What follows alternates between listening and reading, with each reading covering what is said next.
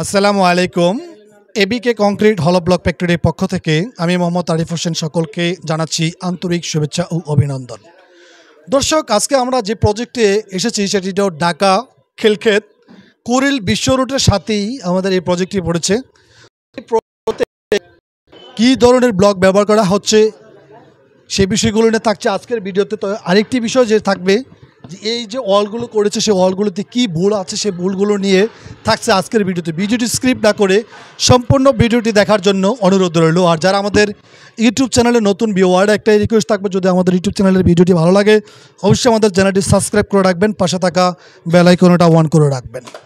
তো দর্শক, এখানে যে প্রথম যে ভুলটা হয়েছে ওনাদের এই বিমটার উপরে যখন যে গাঁথনিটা কাজ করা হয়েছে সে গ্যারাটিন করে ব্লকগুলো গাঁথনি করা হয়েছে। তবে আমরা প্রত্যেকটা ভিডিওতে বলে থাকি যে নিচের যে লেয়ার যে ব্লকগুলো গাঁথনি করা হয়েছে সেই ব্লকগুলো যেন প্রত্যেকটা ব্লক সলিড করে দেওয়া হয়।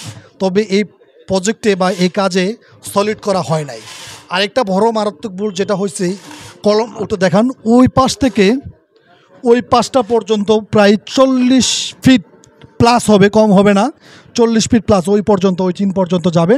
তো এই বিল্ডিংটা এই বাউন্ডারি ওয়ালটাতে কোনো কলম করা হয় না আরসিসি। অলরেডি বাউন্ডারিটা ওঠানো হয়েছে 7 ফিট প্লাস, প্রায় 8 ফিটের কাছাকাছি। তবে এই 8 ফিটের ভিতরে কোনো পিলার দেওয়া হয় নাই। তবে পিলার ছাড়াও করতে পারতেন, যদি এখানে লোড বেয়ারিং যে ব্লকটা আছে সেই ব্লকটা ব্যবহার করলে অনায়াসে করতে পারতেন। আরেকটা বিষয় যেটা হলো 4 ফিট বা 5 ফিট পরপর যদি উনি টিটেন একটি রড ব্যবহার করে সেই রডগুলো যদি ফিল আপ করে দিত ডালাই, সেক্ষেত্রে কিন্তু আরসিসি কলমের মতন শক্তি যোগাতো এবং আরসিসি কলমের মতন কাজ করতো। তো এই ভুলগুলো এবং যে গাঁথনিগুলো কাজ করেছেন সেই কাজগুলো আসলে অত্যন্ত খুব প্রশংসনীয় কাজ হয়েছে।